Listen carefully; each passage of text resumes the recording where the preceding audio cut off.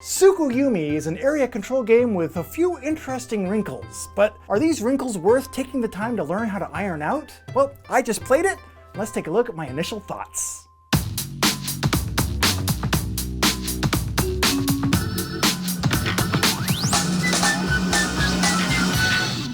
Hey there, and welcome to a video in which I'm going to give you all of my thorough thoughts on TSUKUYUMI Full Moon Down, a game first published by King Raccoon Games and about to be re-kickstarted by Gray Fox Games. And I'll tell you about the similarities and differences in that Kickstarter in just a couple of minutes. But first, what is this game all about? Well, I'm glad that you asked, because that is what I'm about to tell you. In TSUKUYUMI Full Moon Down, turns out that the moon all this time had actually been a giant dragon's egg. Turns out my brother-in-law's conspiracy theory website was right all along. And then, to add insult to injury, the moon crashes into the earth, and desolation ensues. And now, in this post-apocalyptic, moon-crashing, dragon-filled landscape, you and your fellow opponents must gather up your resources and gain control of the scarce territories around this moon in order to not only fend off each other, but fend off these mysterious Oni creatures that are also appearing in and around said crashed moon. There's a lot of stuff going on, very little of which is good for you.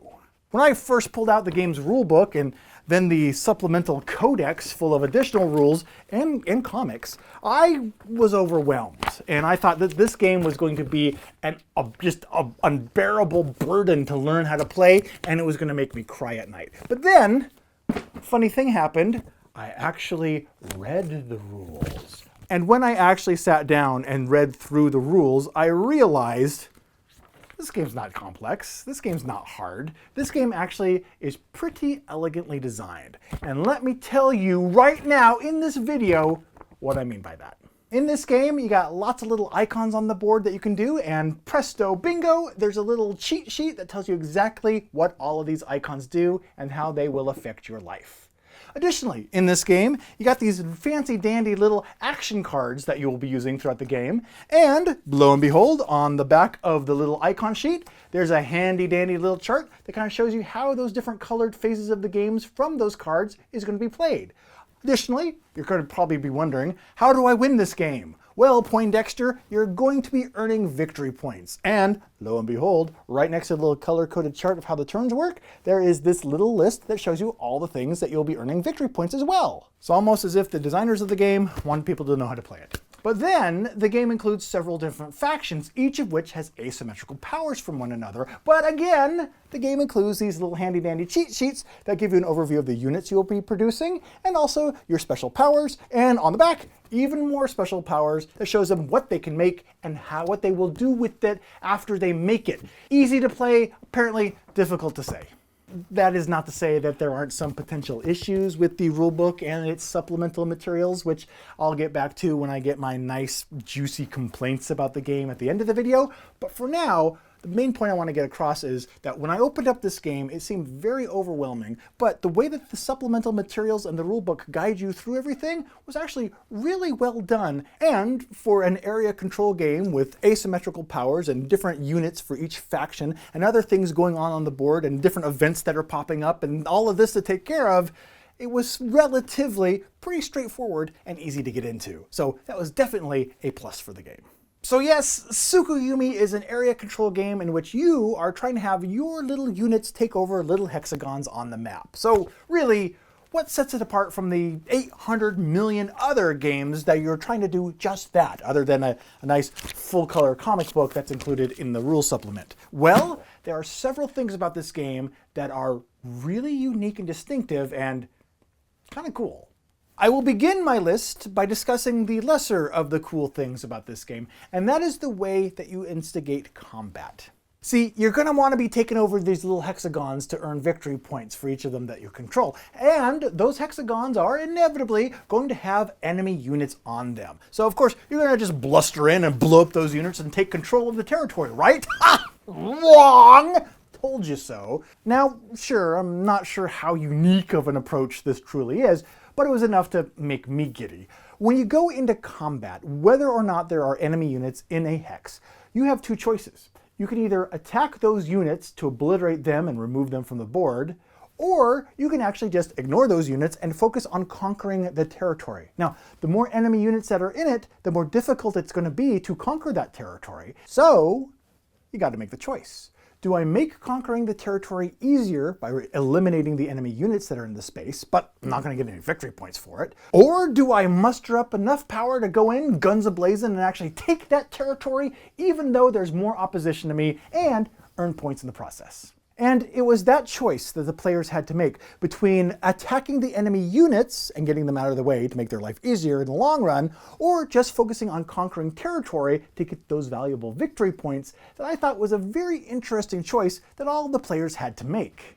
It actually wasn't always advantageous to just go in and blow up everybody. But the really cool, unique system in this game was the action card selection system. This was neat. Let me show you how it works. All right, so the game includes a deck of a few dozen of these cards, and every single one of these cards is the same on one side and unique on the other side. No two cards on this side are the same.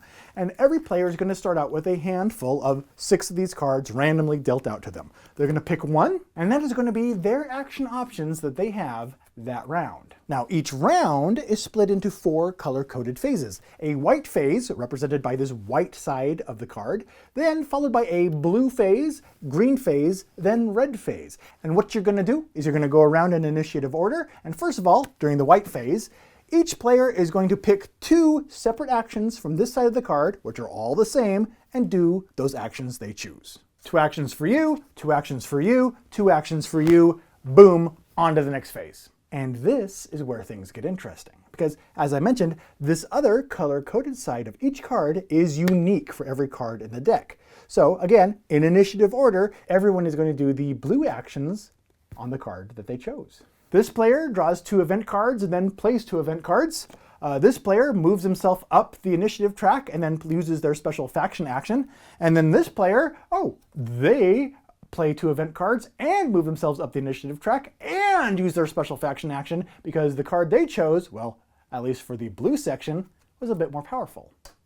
And after everyone goes around doing the blue action phase, well, then you repeat with the green action phase and the red action phase. But wait! Some of the cards might be missing certain colors. So, like this guy right here has no blue or red action phase. Now, would you be unwise to pick this card? Well, no, because the cards that lack certain colors are typically a lot more powerful in the phase color that they do have. So right there, when you are picking the one card from your hand that you want to use during this phase, you got to make a choice. Do I want to maybe miss out on some actions to be able to take a more powerful action during a different phase, and vice versa?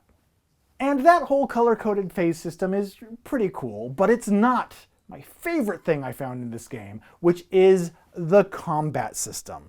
Each player has a unique set of combat cards that they will use when, oddly enough, they engage in combat. And this is pretty nifty.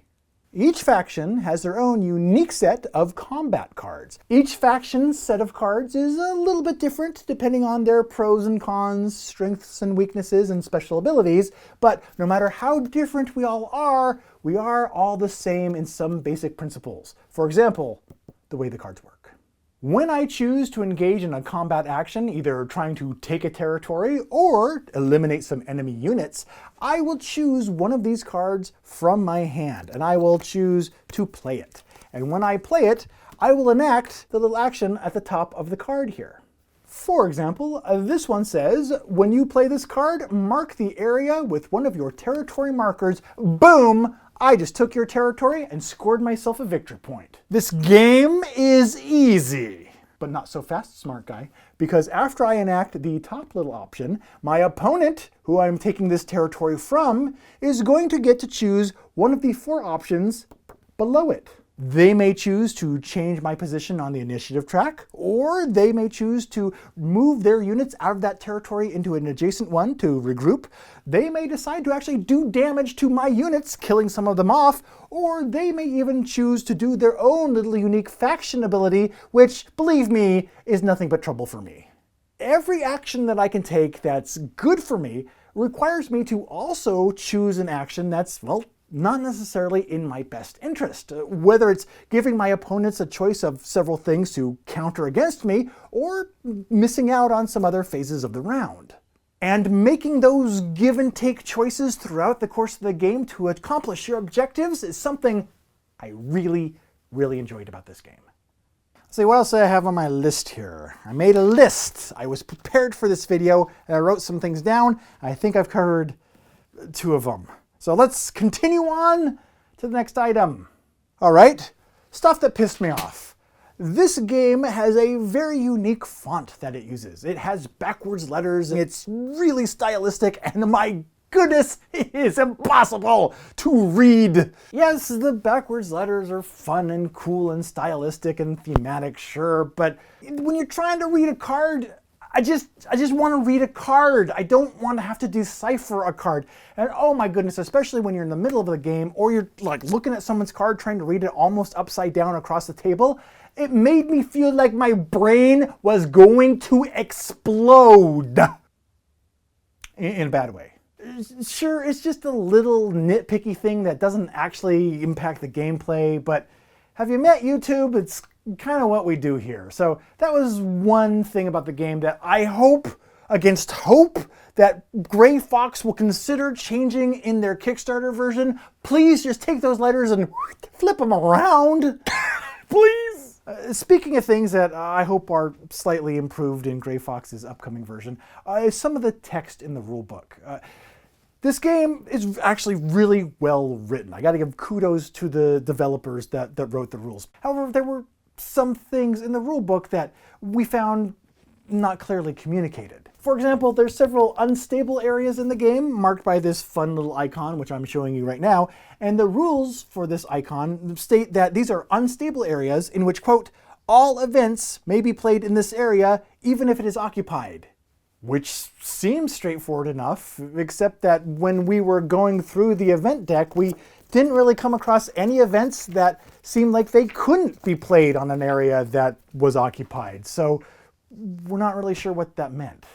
Now, if I did have an actual legitimate complaint about the rulebook, which again, I thought was very well written and we were able to get in and start playing after just one read through of the rules, it would be that some of the rules seemed written by someone who was very, very familiar with the game. And as a result, there were a few things that seemed like they could have been explained a little bit better for brand new players that weren't familiar with this book or universe yet. So there is a tiny bit of room for improvement in some of the rules and documentation for the game. But we as players are in luck because Gray Fox Games is launching a brand new, revised, revamped version of Tsukuyumi that's on Kickstarter right now. I mean, like this moment in time that I'm recording this, and hopefully when you're watching it, it is kickstarting. Now, the big obvious thing that Gray Fox's version of the game introduces is minis replacing the cardboard standees. So this game that already has quite a striking table presence is going to have that much more of a striking table presence. It's going to make you stammer. But that makes me want to mention something specifically. Now, as board gamers, we all know that Kickstarter plus miniatures equals ching! However, this game, I believe, stands on its own merits even without the miniatures. Oh yeah, I said it. Now, I'll admit it. When I first opened up my copy of this game, the cardboard standees, which are a thick cardboard and not just like paper flaps flipped over each other, I was still a little disappointed that there wasn't like a whole bunch of plastic miniatures to push around on the table. But after I got past that initial component shell shock, and I got into the game's systems, I really started to enjoy it because it's those systems that really make this game interesting.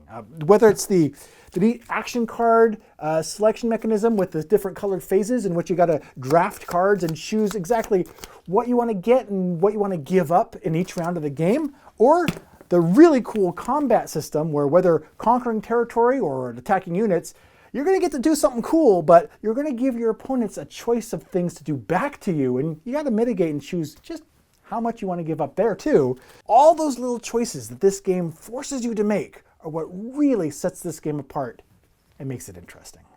So whether you go off and you back Gray Fox's Kickstarter that has all of the really cool sculpted minis, or you go and you track down the original version of the game that just has the cardboard standees, I recommend you check it out. Because while an area control game like this isn't going to be everybody's cup of tea, if it is a type of game that you enjoy, Tsukuyumi is definitely worth giving a try. Also worth giving a try is any of the videos that you see listed here, and also subscribing to the channel.